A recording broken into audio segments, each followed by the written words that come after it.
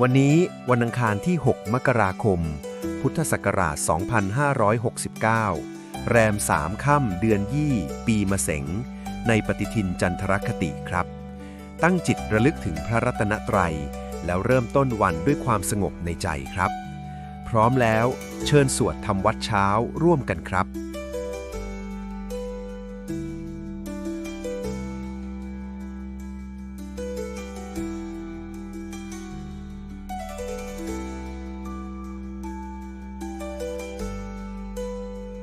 อะระหังสัมมา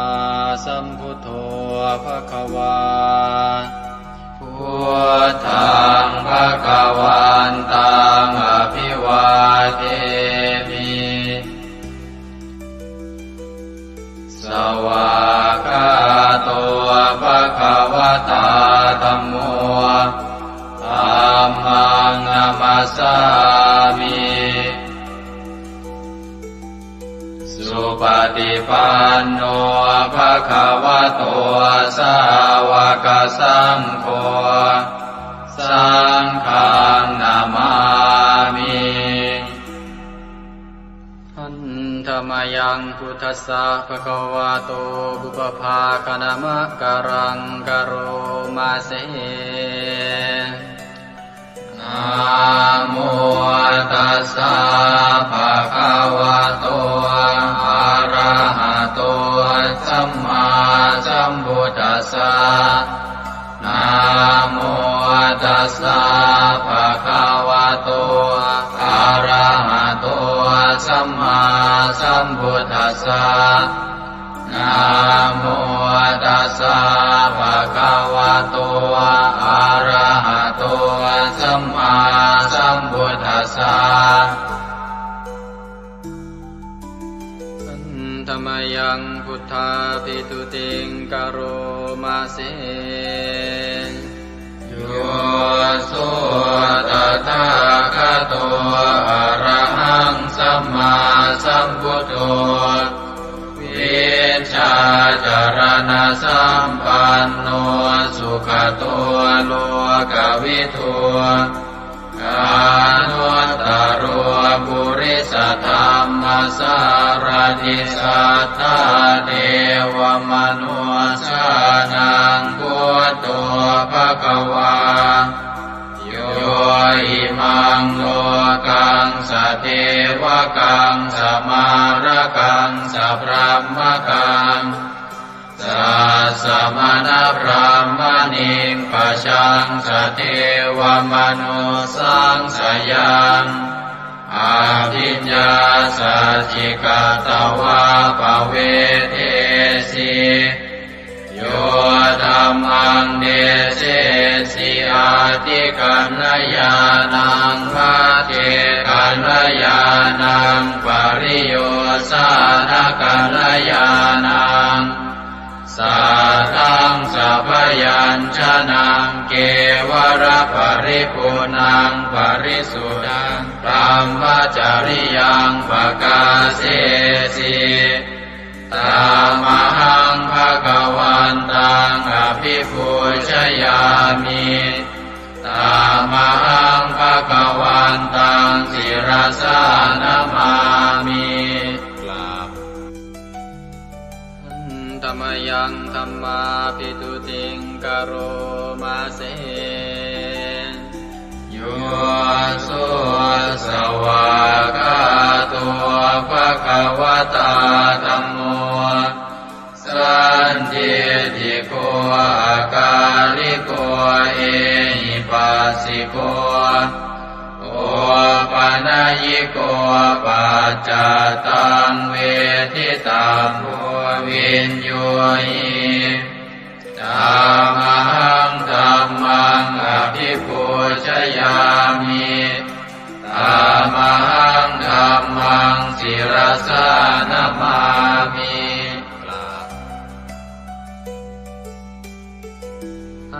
ธรรมยังสังฆาภิตุติงกโรมาเสโยสุปฏิปันโนภะคะวะโตสาว กสังโฆอุชุปฏิปันโนภะคะวะโตสาวกสังโฆญายะปฏิปันโนภะคะวะโตสาวกสังโฆสามีจิปฏิปันโนภะคะวะโตสาวกสังโฆญาติทังจัตตาริปุริสยุคานิอัตถปุริสปุคลาเอสะภะคะวะโตสาวกสังโฆอาหุเนยโยปาหุเนยโยทักขิเนยโยอัญชลีกรณิโยอานุตตรังปุญญเกตังโลกัสสะตามหังสังฆังอภิปูชยามิตามหังสังฆังศิรสานามามิ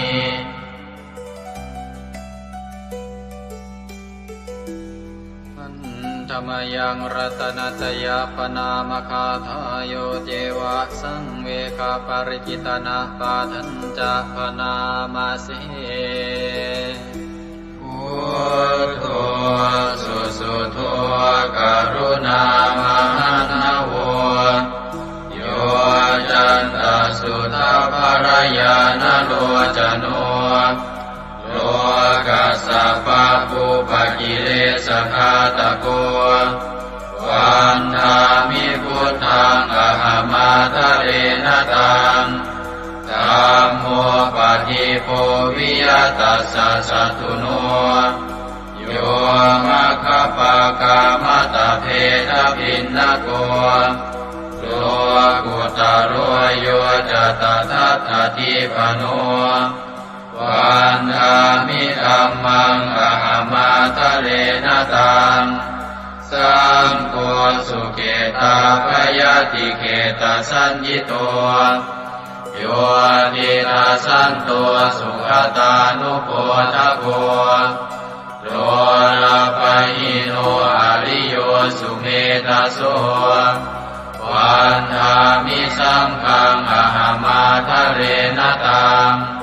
อิเจวะเมกันตภิกขุชเนยกังวัตถุตยังวันทยตาภิสังคตังปุญญังมายายังมะมะสะภุปัตถวามาหุนตุเวตัสสะปะภาวสิทธิยาอิทัตตะทาคโตโลเกอุปันโนอะระหังสัมมาสัมพุทโธธัมโมจะเทสิโตนิยานิโกอุปัสสมิโกปรินิพพานิโกสังโฆทัคามิสุขตาภเวทิโตมายันตังธัมมังสุตวาเอวังชนามาชาติปิทุกขาชาราปิทุกขามรณะปิทุกขังโสกปริเทวทุกขโทมานัสสุปายาสาปิทุกขังอาภิเยหิสัมปโยโคทุกโขภิเยหิวิปโยโคทุกโขยามปิชังนรปฏิตังปิทุกขังสังกิเตนะปัญจุปาทานขันธาทุกขาเสยยติทังรูปุปาทานขันโทเวทานุปาทานขันโทสัญญูปาทานขันโทสังขารุปาทานขันโท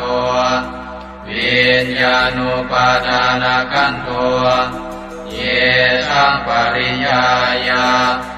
อารามานุโสภะคะวาเอวังพะหุลังสาวะเกวิเนติเอวังภาคาจะปนัสสะภะคะวะโตสาวะเกสุอนุสาสนีพะหุลาภวัตติรูปังอนิจจัง นิจจาสัญญาอนิจจาสังขาราอนิจจาวิญญาณังอนิจจังรูปังอนัตตาเวทนาอนัตตาสัญญาอนัตตาสังขาราอนัตตาวิญญาณังอนัตตาสัพเพสังขาราอนิจจาสัพเพธัมมาอนัตตาติเตมะยังโอตินามหาชาติยาชารามรณีนาโสเกหิปาริเทเวหิทุเกหิโทมานาเสหิอุปายาเสหิทุโกตินาทุกขปะเรตากาเภวนามิมัสสะเกวรัสสะทุกขคันทัสสะอันตกิริยาปัญญาเยธาติจิระปรินิพพุตัมปิตังภคะวันตังสรณังคตาธัมมันจะภิกขุสังฆัญจาตัสสะภะคะวะโตสาสนังยถาสติยะถาปรังมนัสสิกโรมะอนุปฏิปัชฌามาสาสะโนปฏิปติอิมัสสะเกวรัสสะทุกขคันทัสสะอันตกิริยายาสังวัตตุอันธรรมยังอุริสนาทิฏฐานาคาทายโยปนามาเสอิมินาปุญญกัมเมนาอุปัชฌายาคุณุตตราอาจาริโยปการาจามาตาปิตาจยาตกาสุริโยจันติมาราชาคุณวันตานราปิจาพรหมมาราชอินทราจาโลกาภาราชเทวตายาโมมิตามนุสสาจามัจจตาเวลิกาปิจาสัพเพสัตตาสุขิโหนตุปุญญานิปกตานิเมสุขังจติวิทังเตตุกิปังปาเปตโวมะตังอิมินาปุญญกัมเมนาอิมินาอุทิเสนาจาเยปะหังสุรเพเจวาตันุปาทานาเชตนังเยสันตาเนหินาธัมมายาวานิปานโตมะมังนาสันตุสัพพทาเยวายะถาชาโตภเวภเวอุชุจิตังสติปัญญาสันเลโกวิริยัมหินามาลาลาพันตุโนกาสังกาตุนจาวิริเยสุเมพุทธาทิปาวโรนาโทธัมโมนาโทวรุตตโมนาโทปัจเจกพุทโธจาสังโฆนาโทตโรมะมังเอโสตมานุภาเวนะมาโลกาสังลาพันตุมายาเทวตาสันทิวิหารวาสินีทุเปกะเรโวทิกะเรตาหิงตาหิง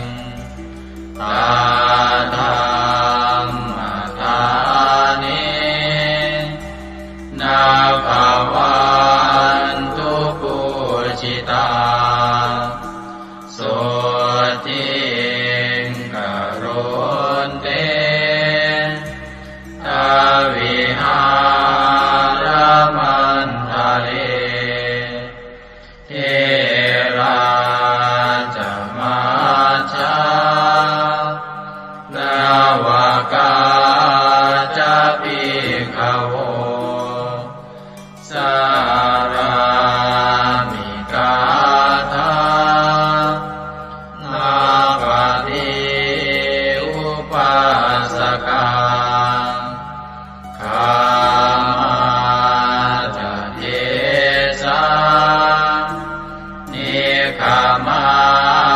จาอิสราสัพพานาภูตาสุขิตาภวันตุเตชาราภูชายเยปิจาอันตสัมภวาสังเสนะชาตาอาตาโภปปาติกานิยานิกังตัมมาวารังปฏิจจเตสัพเพปิทุกขาสักการนตุสังขยังทาตุจิรังสตังธัมโมธัมมัทธาราจะปุคลาสังโฆโมตุสมาโควาอัตตายะจาหิตายะจาอาเมรังคตุสัทธัมโมสัพเพปิธัมมาจาริโนพุทธิงสัมปาปุเนยยามะธัมเมอริยภเวทิเตสัพเพสัตตาสัทธาโหนตุอาเวราสุขาชีวิโนขอให้สัตว์ทั้งหลายจงเป็นผู้ไม่มีเวรต่อกันและกันจงเป็นผู้ดำรงชีพอยู่เป็นสุขทุกเมื่อเถิดกาตังปุญญังพลังไมหังสัพเพภาคีภวันตุเตขอให้สัตว์ทั้งสิ้นนั้นจงเป็นผู้มีส่วนได้เสวยผลบุญ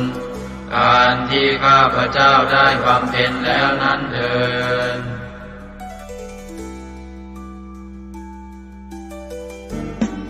ในพระสุตตันตปิฎกคัมภีร์ที่5คุตกนิกายธรรมบท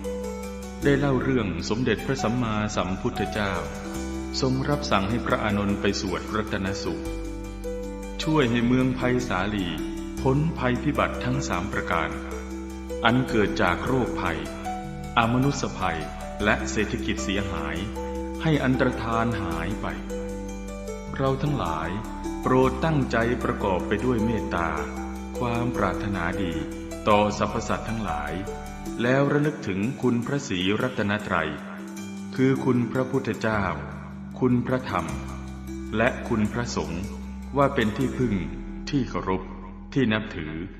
แล้วตั้งใจสวดปรจักรรัตนสูตรเพื่อกำจัดภัยพิบัติทั้งหลายดังพระพุทธองค์ได้ทรงรับสั่งให้พระอานนท์สวดช่วยให้เมืองไผ่สาลีพ้นภัยอันตรายทั้ง3ประการนั้นเถิด สัมมันตาจักวาเรสุอัตราคชันตุเทวตาสัทธมังมุนิราชัสสาสุนันโตสักขโมคทาสักเคกาเมจารูเปคิริสิขารตเตจันตาเลเควิมาเนทิเปรัเทจะคาเมตารุวนาคหเนเคหวัตุมมิเกเตภุมมาจยันโตเทวาชลทลวิสเมยัคขคันธัมพนาคา ติทันตาสันติเกยังมุนิวรวจนังสาทโวเมสุนันโตธัมมสวนาคาโลอะยัมภทันตาธัมมสวนาคาโลอะยัมภทันตาธัมมสวนาคาโลอะยัมภทันตานะโมเมพุทธเถชะสารตนะตยสัมมิกาเตชะปะเทติปะเทเทวานารายะปรเมสุราเทติพรหมาจารินทาจะจตุโลกาธัมเมรกตาสมุทธาภูตุงทังคาจะสัพพัมมชัยยะปะเทติภวันตุเตชยชยทรณิทรณิอุตติอุตตินาทินาทิชยชยพระโกนละตนละนิไทยนิไรไทยเสนาเมรุราชพุนโนราชิชยชยธรรมิระโสปินาเจตนาจิปิสัจพุทธจาริชยชยชวนนิมิตาโลกิชยชยกิงกิตุตาสานะมุขชาชยชยวารุณโมสาสาสาชยชยจัมปาทินาคตุลสันโตชยชยทัจจคนนะตุรงสุขระโพชงสีหาเปียกติปาชยชยวารุณโมกายาตราจิตจิตเสนาเรปุณโสติโนระเดชยชยสุขาสุขาสิวิชยชยทรณิตาเนคตาสุชัยยาชยชยทรณิสันติสตาชยชยมังคารารัญญาภวะเกชยชยวารุณยาเกชยชยรักเทสุรภูชเตชะชยชยพรหมเมทัตนาชยชยราชาธิราชาชัยชยชยปัตเวงสาปังชยชยวรมันตาปัจเจกตุสัตวังชยชยมเหสุโรหะโรหะริงเทวาชยชยพรหมาสุราโคชยชยนาโควิรุณภโควิโรปโคจันทิมาระวินโตจะเวนะเตยโยจะกุเวโรวรุโนทิตาคิวาโยจะปาจุโนกุมารโรสัตระตะโกอัตระตมหาเทวาติติตาปัสสะทโยอิเสโนสาวกตาปัจฉัยยราโมปวันตุเตดยธรรมโมจะสังโฆจะตัสสะปาโลจะชัยยะทังเอเตนะชัยยะเตเตนะชัยยะโสติปวันตุเตเตนะพุทธเตเตนะโหตุเตชัยมังคารังชโยติพุทธสัจจิริมโตอายัมมารัตจตาติมโตปราชโยโคตยัมโมติมันเดปโมติตาชัยยะตถาพรหมกนามเหสิโรชโยปิพุทธสัจจิริมโตอายัมมารัตจปาติมโตปราชโยโคตยัมโมติมันเดปโมติตาชัยยะตถาอินทกนามเหสิโรชโยปิพุทธสัจจิริมโตอายัมมารัตจปาติมโตปราชโยโคตยัมโมติมันเดปโมติตาชัยยะตถาเทวตนามเหสิโรชโยปิพุทธสัจจิริมโตอายัมมารัตจปาติมโตปราชโยโคตยัมโมติมันเดปโมติตาชัยยะตถาสุปันนคนามเหสิโรชโยปิพุทธสัจจิริมโตอายัมมา รัตจัปาติมาโตปราชโยอุโกชยัมโมติมันเดปโมติตาชัยยะทานากัคณามเหติโนตโยภิพุทธะเทมาโตอายัมมารัตจัปาติมาโตปราชโยอุโกชยัมโมติมันเดปโมติตาชัยยะทาสัพพะมะคะนามเหติโนตยัมโตโพธิยาโมเรสักยานังนันติวัตตโนเอวังตวังวิจโยโหหิจยาสุจยมังคะเลอปราชิตปัลลังเจติเตปะทวิปุคะเลอภิเศษเจสะภะพุทธานังอังคัปปะโตปะโมทะเทสุนันทตังสุมังคลังสุปะปะตังสุโหติตังสุขโนสุโมโหตัวจตุเยสังพรหมจาริโสปะทัสสินังกายกัมมังวาจากัมมังปะทัสสินังปะทัสสินังมโนกัมมังปณิทิเตปะทัสสินาปะทัสสินานิกัตตวานรกันตาเจปะทัสสิเมเตอัตรัตถสุขิตาเวรุณาพุทธศาสเนอโรคาสุขิตาโหตัสสะสัพเพหิยะเทปิสุนันตัวโตโตเยเทวาสมิทาเนอติกตาติกายุกาสกาโหตัวสุขิตาโหตัวสัพพตารักขันตัวสัพพตาตารักขันตัวจิตสัสสนังยาคาติปัฏนาเตตัสสะเวทุเรนโยมโนรัตายุตกาเลภวัตสันตุวัสสังวัสสะลา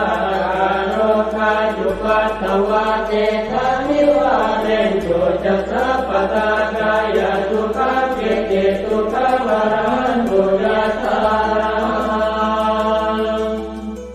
โพชังโพสติสังขาโตธัมมานังวิจโยตถาวิริยังปิติปัสสัตติโพชังคาจัตถาปะเรสมานุเปกขโพชังคาสัตเตเตสวะราตินามุนินาสัมมตัคขาตาภาวิตาภุริกตาสังวัตตันติอภิญญายนิพพานายจักโพธิยาเอเตนะสัตวัตเตนะโสติเตโหตุสัพพทาเอกสมิงสมเยนะโสโมคันลานันจักสสปังกิลาเนทุกิเตทิสวาโพชังเกตตะเตสยิเตจะตังอภินันจิตวาโรกามุจิงสุตังคะเนเอเตนะสัจวัตเตนะโสติเตโหตุสัพพทาเอกตาธัมมราชาปิเกลันเยนาภิปิริโตจนทันเจเรนะตันเยวะปนาเปตวานัสสาธรังสัมโมทิตวาจาปาทาสัมภาวตาสิกานะโสเอเตนะสัจวัตเตนะโสติเตโหตุสัพพทาปะหินาเตจาปาทาตินันนังติมเหสินังมาคาหัตกิเลสาวปัตตานุปัสสิธรรมตังเกเตนะสัจวัตเตนะโสติเตโหตุสัพพทายันทุนนิมิตตังอวมังคลันจโยตามนาโพสกุณาสสัตโตปาปังคโหตัวสุปินังอาการตังพุทธานุภาเวนะวินาสเมนตุยันทุนนิมิตตังอวมังคลันจโยตามนาโพสกุณาสสัตโตปาปังคโหตัวสุปินังอาการตังธัมมานุภาเวนะวินาสเมนตุยันตุนิเมตตังอวมังคลันจโยตามนาโพสกุณาสสัตโตปาปังคโหตุ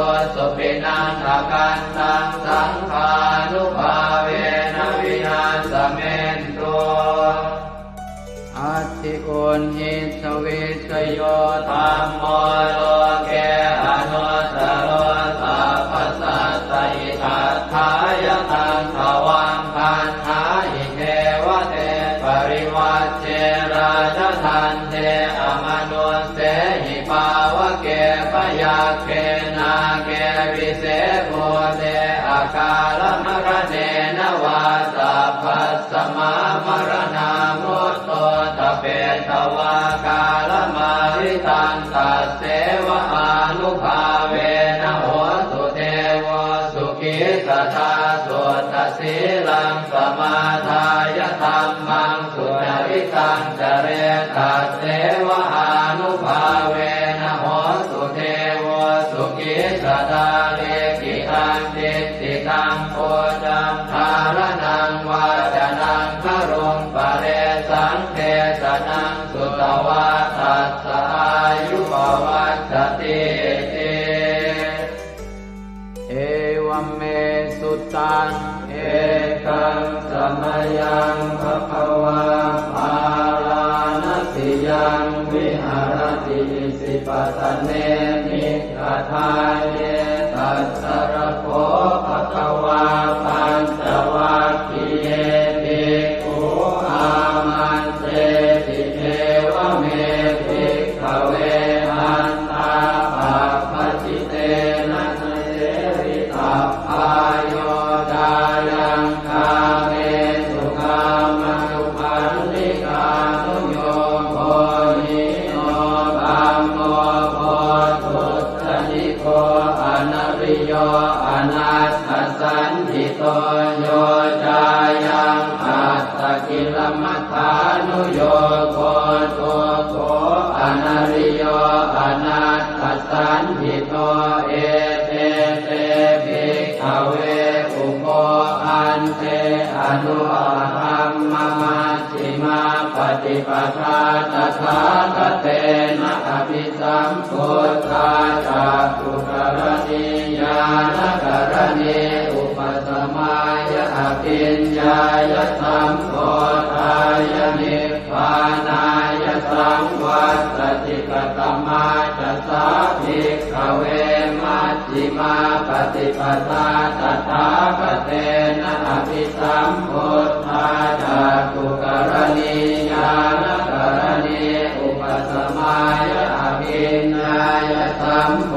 ธายะนิพพานายะสังวัตติกายเมวะอริโยอัตถังกิโกมัคโคเสยติหังสัมมาเอติสัมมาสังกัปโปสัมมาวาจาสัมมากัมมันโตสัมมาอาชีวะสัมมาวายาโมสัมมาสติสัมมาสมาธิอายังโกสาภิกขเวมัชฌิมาปฏิปทาตถาคเตนะอภิสัมพุทธาจักขุกรณีญาณกรณีอุปสมายะอภิญญายะสัมโพ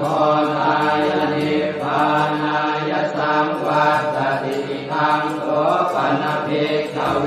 ทุกขังอริยสัจจังชาติปิทุกขาจราปิทุกขามรณะปิทุกขังโสตปริเทวทุกขโทมนัสสุปายาสาปิทุกขาอัปปิเยหิสัมปโยโค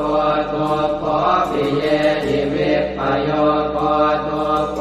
ยังปิขังนาปฏิตังปิทุกขังสังเก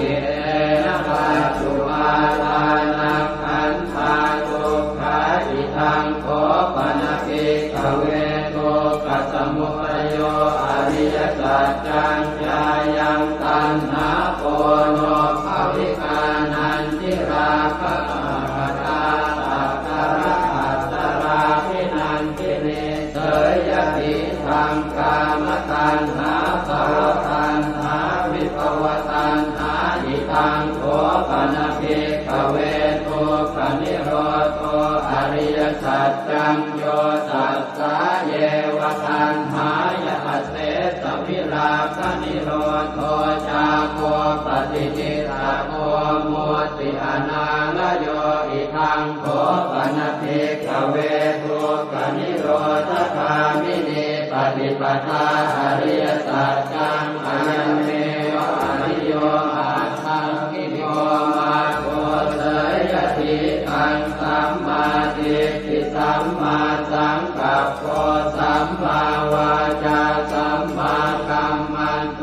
สัมมาอาชีวะสัมมาวายาโมสัมมาสติสัมมาสมาธิทังโตกังอริยสัจจันติเมภิกขเวโภเปอนันโนสุเตสุตังเมสุจักขุงอุทธปาทิญาณังอุทธปาทิปัญญาอุทธปาทิเวทชาอุทธปาทิอาโลโกอุทธปาทิตังโขปนิทังโก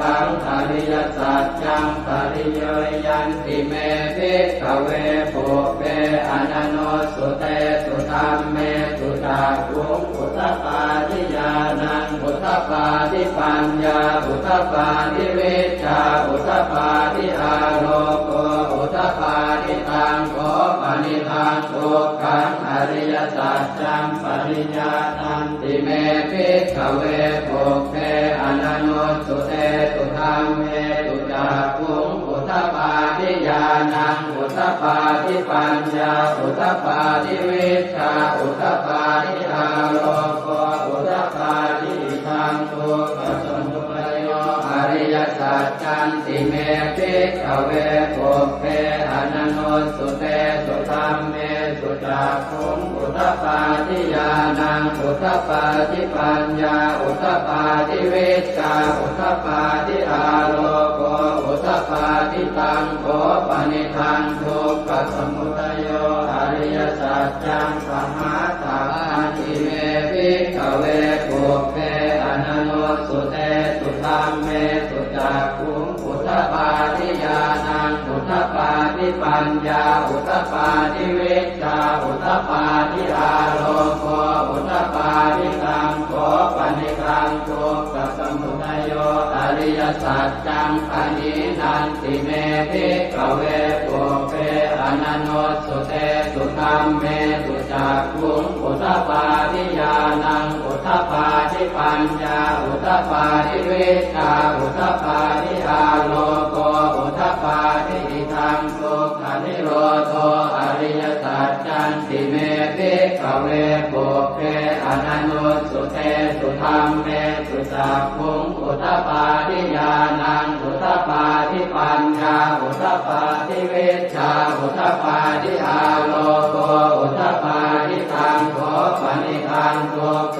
นิโรโธอริยสัจจังสัจจิกาตาพันติเมภิกขเวโภเปอนันโนสุเตสุธัมเมสุจักขุงอุทธปาทิญาณังอุทธปาทิปัญญาอุทธปาทิเวชชาอุทธปาทิอาโลโกอุทธปาทิตังโขปนิทังทุกขนิโรโธอริยสัจจังสัจจิกตังติเมภิกขเวโภเปอนันโนสุเตสุธัมเมสุจักขุงอุทธปาทิญาณังอุทธปาทิปัญญาอุทธปาทิเวชชาอุทธปาทิอาโลโกอุทธปาทิทังทุกขนิโรธคามินีปฏิปทาอริยสัจจันติเมภิกขเวโภเปอนันโนสุเตสุธัมเมสุจักขุงอุทธปาทิญาณังอุทธปาทิปัญญาอุทธปาทิเวชชา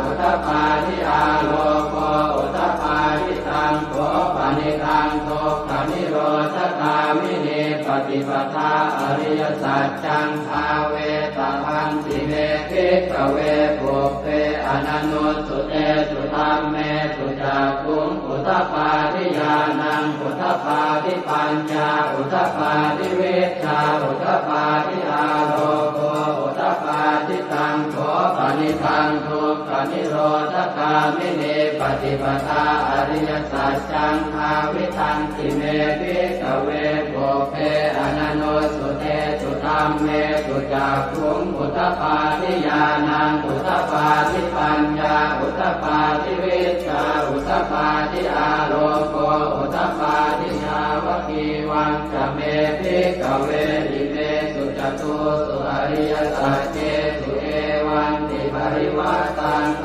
วาทสาการังยถาภูตังญาณทัสสนังนัสสุวิสุทธังอโหสิเนวตาวาหังภิกขเวสเทวเกโรเกสมาระเกสธรรมเกสัสสมณธรรมนิยาปัจจายสเทวมนุสสายอนุตตรังสัมมาสัมโพธิอภิสัมพุทโธปัญจัญญาสิงจโตจะโพเมภิกขเวอิเมสุจโตสุอริยสัจเจสุเอวันติปริวัตตังภวาทสาการังยถาภูตังญาณทัสสนังสุวิสุทธังอโหสิอัฏฐาหังภิกขเวสเทวเกโรเกสมาระเกสธรรมเกสัสสมณธรรมนิยาปัจจายสเทวมนุสสายานุตตรังสัมมาสัมโพ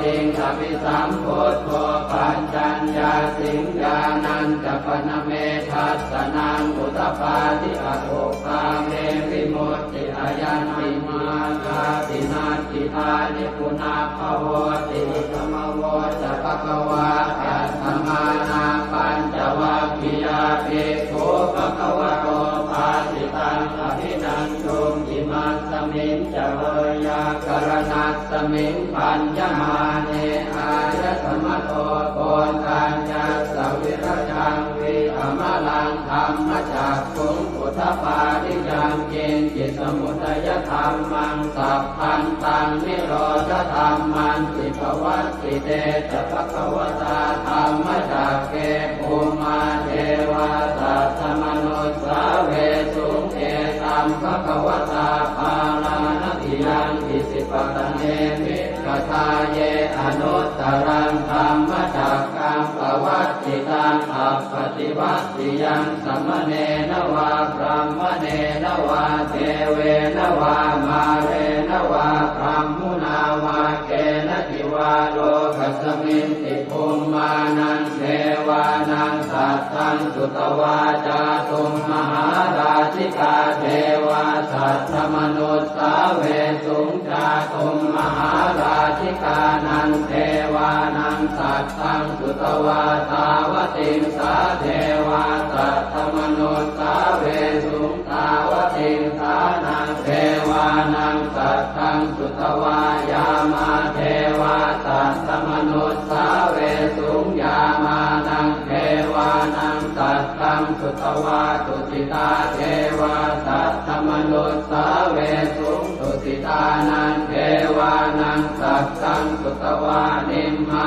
นรติเทวาสัตตมนุสสาเวสุงนิมมานรตินังเทวานังสัตตังสุตวาปรนิมมิตวะสวัสดีเทวาสัตตมนุสสาเวสุงปรนิมมิตวะสวัสดีนังเทวานังสัตตังสุตวาพรหมกายิกาเทวาสัตตมนุสสาเวสุงเอตัมภควตาภาลานติยังอิสิปตเน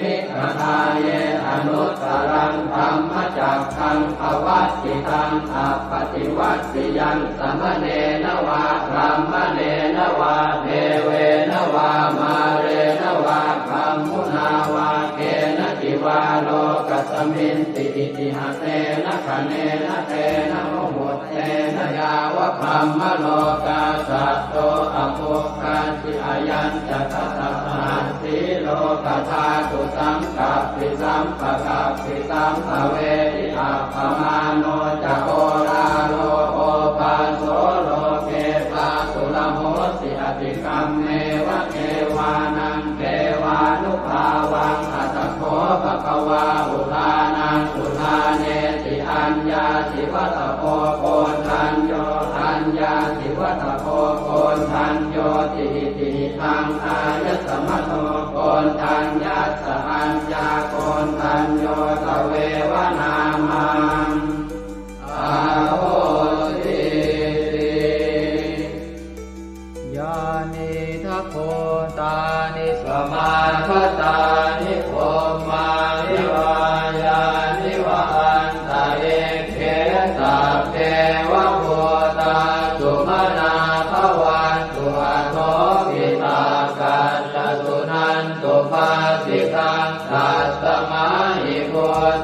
นิสาเวทัสสะเตเมตังกโรธรรมานุสติยาปัจจายติวาจารัตโตจารันติเยวะเลกัสสมาหิเมรักขตาปมัตตายังเจจิเวตังอิทวาหุรังวาตาเก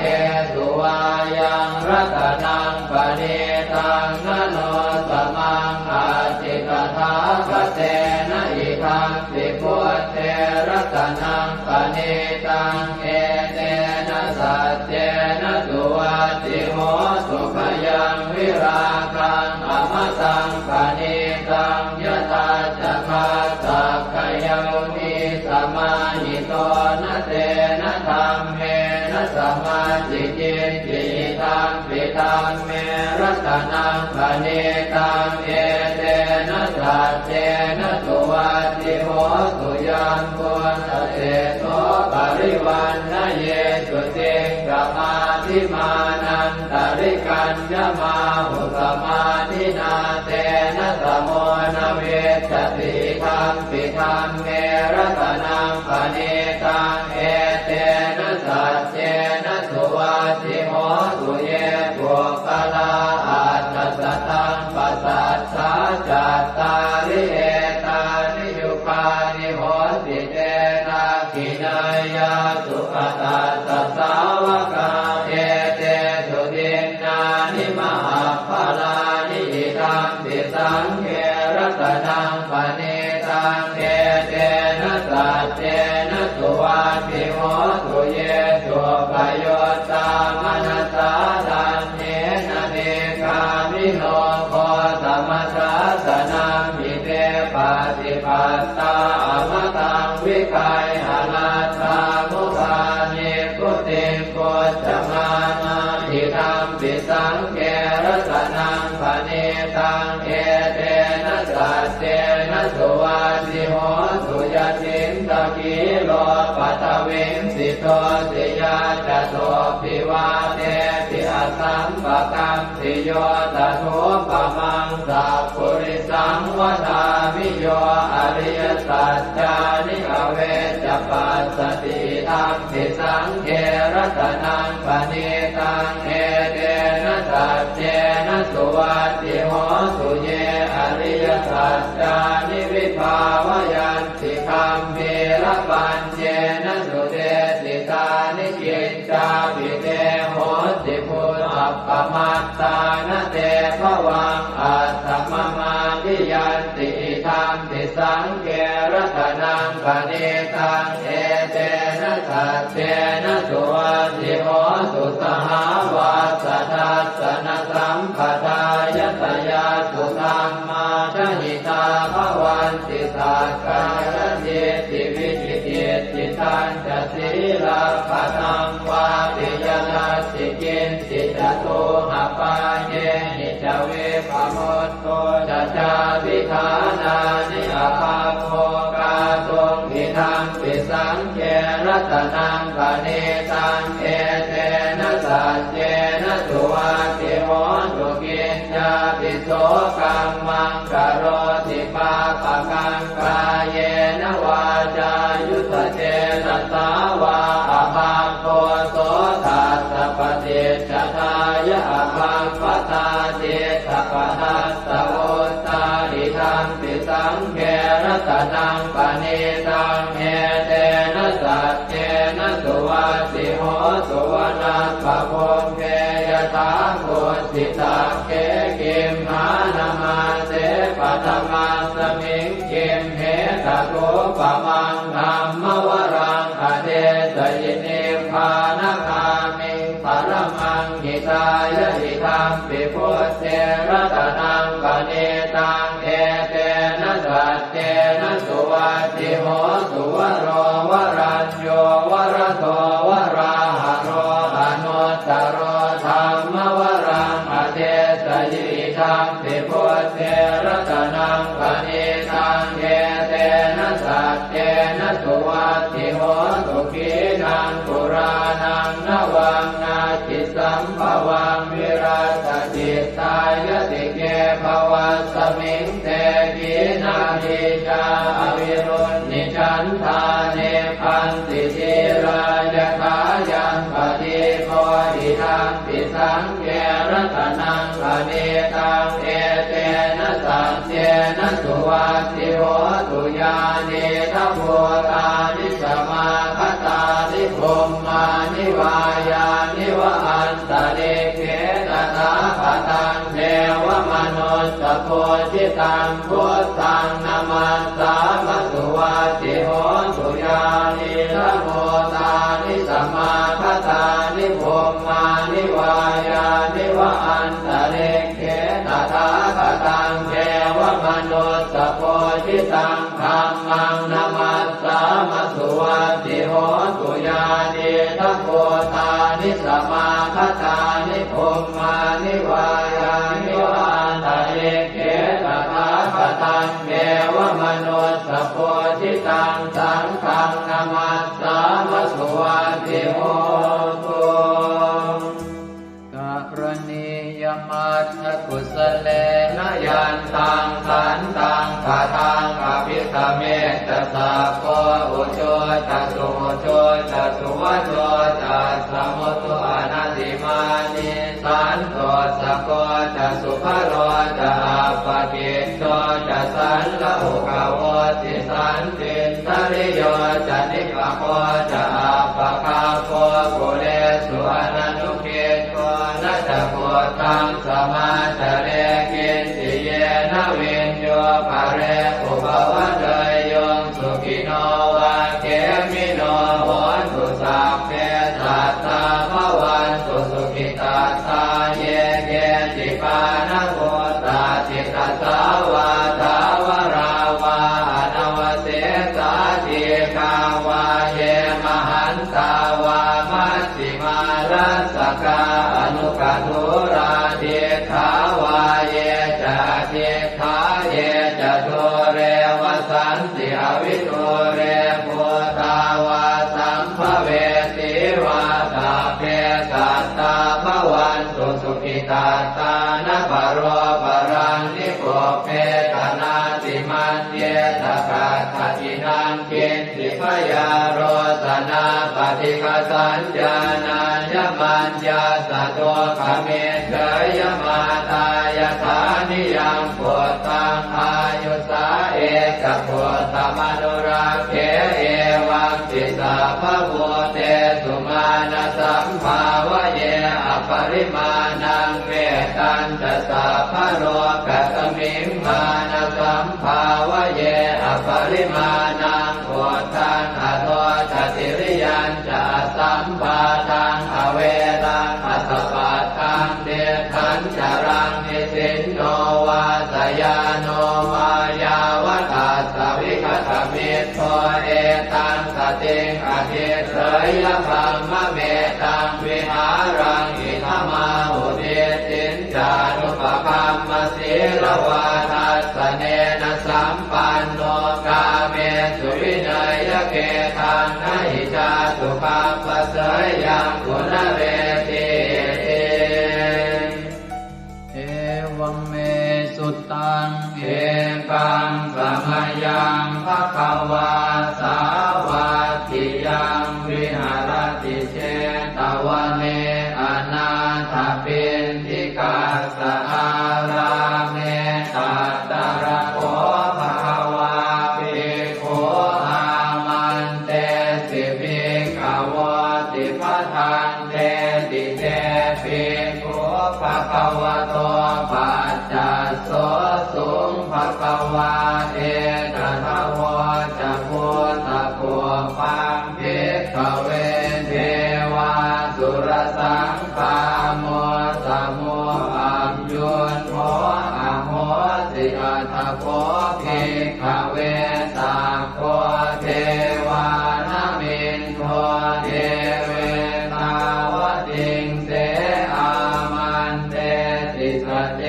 มาริสาเทวานังสังฆามาคตานังอุปัชฌยขยังวาสัมพิตาตังวาโลมหังโสวามะเมวะตัสสะ มิงสมะเยทัชาคังควรโลกายาธรรมมังอิโวทัชาคังควรโลกายตังยัมภเวสติพยังวาชัมปิตาตังวาโลมหังโสวาโสปะหิเยสติโนเจเมทัชาคังควรโลกายาธาตปัจจาปฏิสัทเทวราชาสัทธาคังควรโลกายาธาปัจจาปฏิสหิโวเท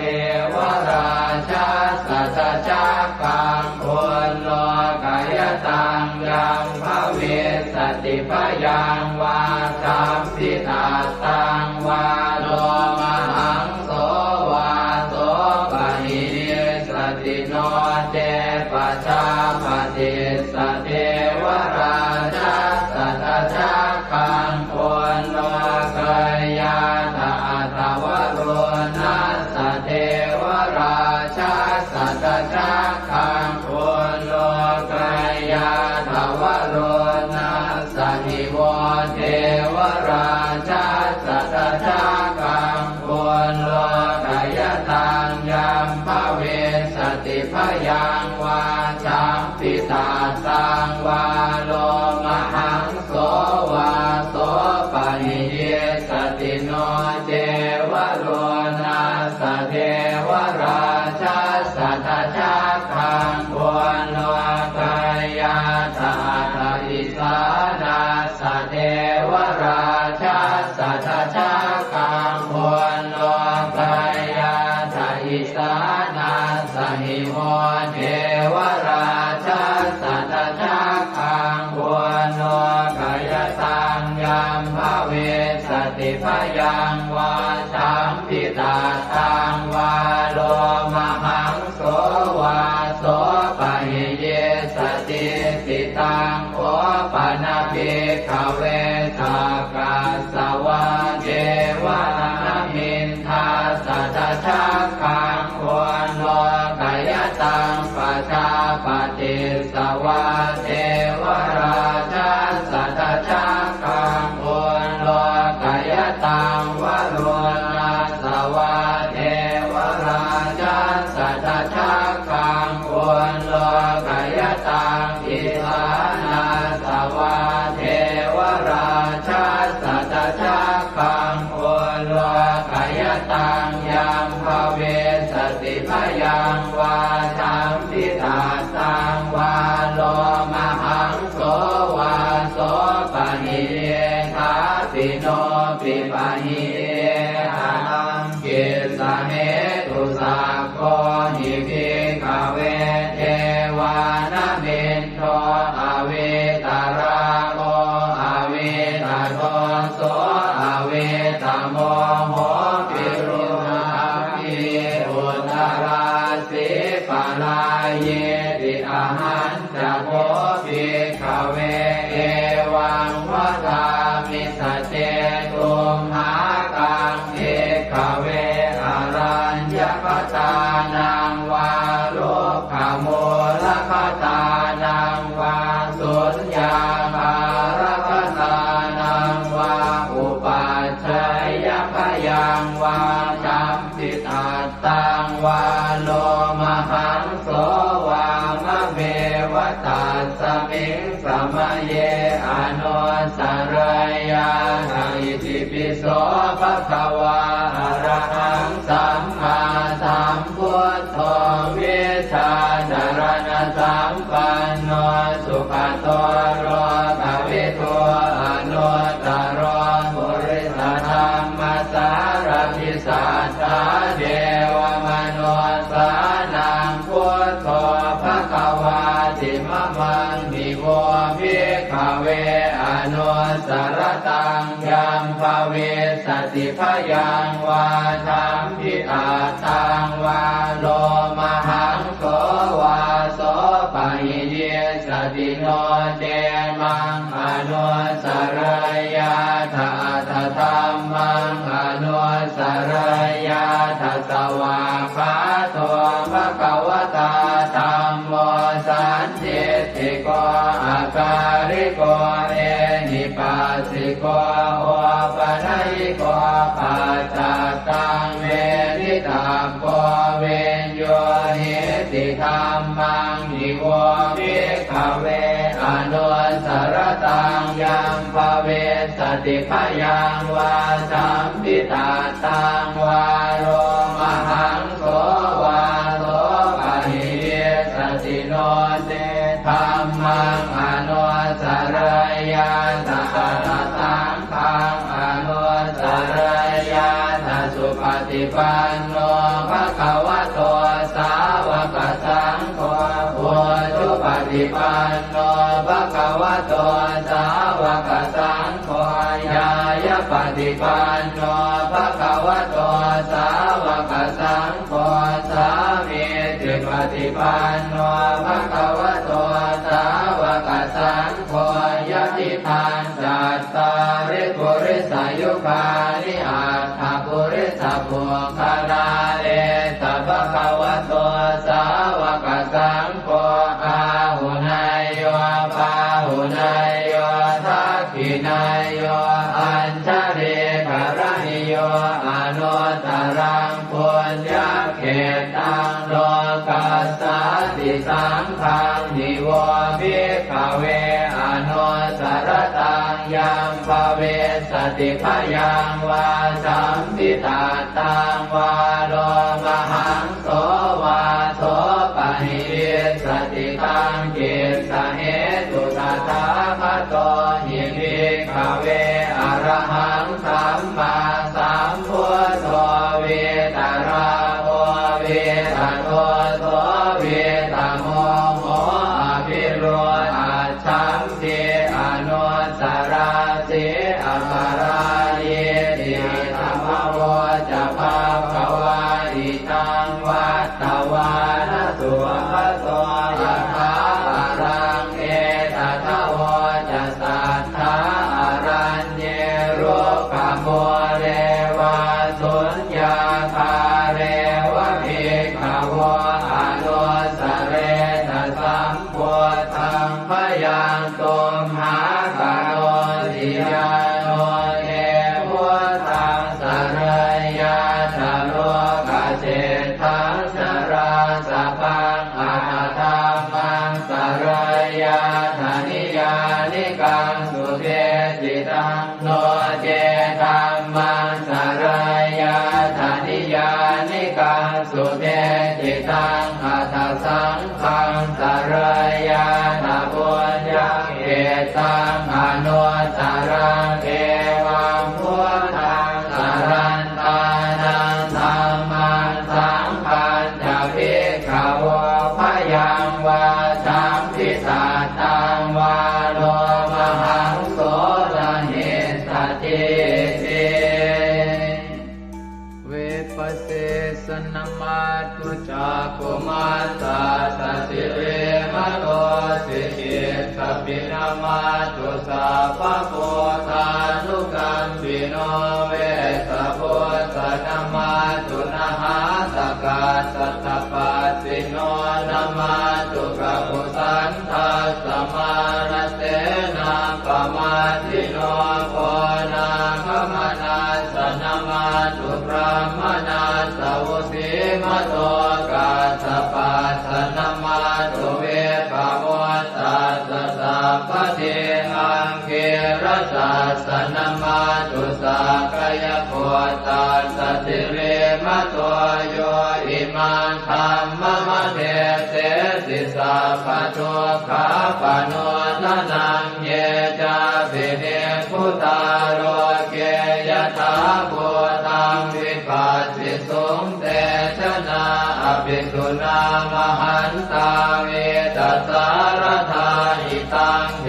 วมนุสสานังยังนามัสสันติโกตมังวิชาจารณสัมปันนังมหันตังเวตัสสารตังนะโมเมสัพพะพุทธานังอุปันนานังมเหสินังตันหังกโรมหาวีโรเมทังกโรมหายโสสโร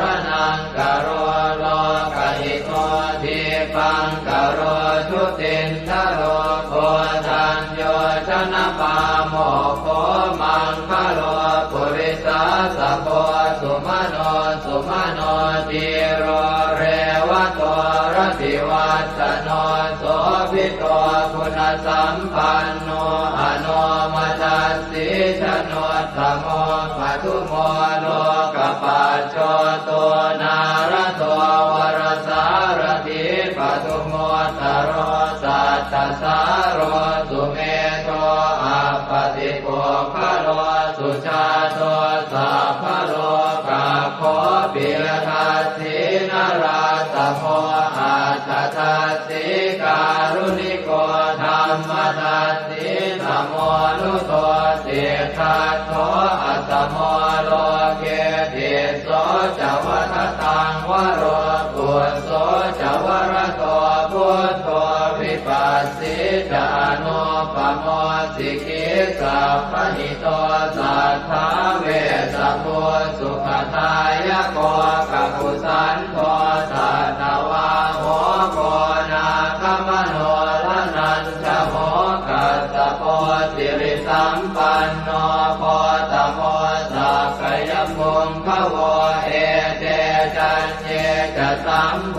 ธาอเนกสัตตโพธโยสัพเพพุทธาอัสสมาสมาสัพเพพุทธามหิติกาสัพเพทัสสะโลเวนาเวสารัสเตอุปาคตาสัพเพเตปฏิชานันติอาสะพันธานโมตตมังสีหนาทังทันเตเตปริสาสุวิสารตาพรหมจักกังภวัตเตติโลเกอัปปติวัตติยังอุเปกาพุทธธรรมเมหิอัตถารถินายกาภวัตติสลักขโนเปตาสิตยานุปยัญชนะธราพยามาปภายสุปภาสัพเพเตมุนิกุญชลาพุทธาสัพพัญญุโนเอเตสัพเพขีนาสวาทินามหาปมามหาเตจามหาปัญญามหาพลามหาการุณิกาธีราสัพเพสานันตุขาวหาทีปานาสัพพติทาจทานาเลนะจะปานิดังคติพันโทมหัสสะสะสารนาตหิเตสิโนทะเทวกัสสะโรกัสสะสัพเพเอเตปรายนาเตสาหังศิลสาปาเทวันทามิปุริสุทธเมวัตสามนัสสะเจววันทาเมเตตถาคเตสยเนอาสเนธาเนขมเนจาปิสัพพทาสตาสุเขนราคันตุพุทธาสันติกราสุวันเวหิกวังรักขิโตสันโตมุตโตสัพพะเยนะจะสัพพะโลกวินิโมตโตสัพพะสันตาภวัติโตสัพพะเวรมติกันโตนิพุตโตจตุวังภวเตสังสัจเจนะสีเลนะขันติเมตตาภะเลนะจะเตปิตุมเหอนุราคันตุอาโลคเยนะสุเกนะจะปุราติมัสสมิงทิสาภาเกสันติโพตามหิทธิกาเตปิตุมเหอนุราคันตุอาโลคเยนะสุเกนะจะทักขินัสสมิงทิสาภาเกสันติเทวามหิทธิกาเตปิตุมเหอนุราคันตุอาโลคเยนะสุเกนะจะปัจฉิมัสสมิงทิสาภาเกสันตินาคามหิทธิกาเตปิตุมเหอนุราคันตุอาโลคเยนะสุเกนะจะโหตรัสสมิงทิสาภาเกสันติยาคามหิทธิกาเตปิตุมเหอนุราคันตุอาโลค เยนะสุเขนะจักขุริมาติสังคตรัตโตทากิเนนะวิรุณหะโกปาติเมนะวิโรปาโกกุเวโรอุตรันติสังกัตตาโรเตมหาราชาโรกปารายสัสสิโนเตปิตุมเหอนุราคันตุอาโรคเยนะสุเขนะจะอากาสัทธาจะกุมมันตาเทวานากามหิติกาเตปิตุมเหอนุราคันตุอาโรคเยนะสุเขนะจะนาทิเมสรนังอัญญังพุทโธเมสรนังวรังเอเตนะสัจวัชเชนะโหตุเตชยมังคลังนาทิเมสรนังอัญญังธัมโมเมสรนังวรังเอเตนะสัจวัชเชนะโหตุเตชยมังคลังนาทิเมสรนังอัญญังสังโฆเมสรนังวรังเอเตนะสัจวัชเชนะโหตุเตชยมังคลังยังเจนจิรตนังโลเกเวชติวิวิธังปุถุรตนังโพธสมังนาติตาสมาโสติภวันตุเตยังเจนจิรตนังโลเกเวชติวิวิธังปุถุรตนังธรรมสมังนาติตาสมาโสติภวันตุเตยังเจนจิรตนังโลเกเวชติวิวิธังปุถุรตนังสังฆสมังนาติตาสมาโสติภวันตุเตสักกตวาพุทธรัตนังโอสถังอุตมังวรังหิตังเทวมนุสสานังพุทธเตเจนะโสตินานาสันตุปัฏฐวาสัพเพทุกขาโวปัสสเมตุเตสักกตวาธัมมรัตนังโอสถังอุตมังวรังปริยาโหปัสสมนังธัมมเตเจนะโสตินานาสันตุปัฏฐวาสัพเพพยาโวปัสสเมตุเตสักกตวาสังฆรัตนังโอสถังอุตมังวรังอาหุนายยังปาหุนายยังสังฆเตเจนะโสตินานาสันตุปัฏฐวาสัพเพโรคาโวปัสสเมตุเตสัพเพติโยวิวัชชันตุสัพพะโรโควินาศตุมาเตภวัตวันตรายโยสุขิติกายุโกภวะอภิวาทนาสิริสนิจังวุฒาปจายโนจัตตารโอธรรมาวัฏันติอายุวันโนสุขังภลัง วันนี้วันอาทิตย์ที่ 30 พฤศจิกายน พุทธศักราช 2568 ขึ้น 10 ค่ำเดือนอ้ายใน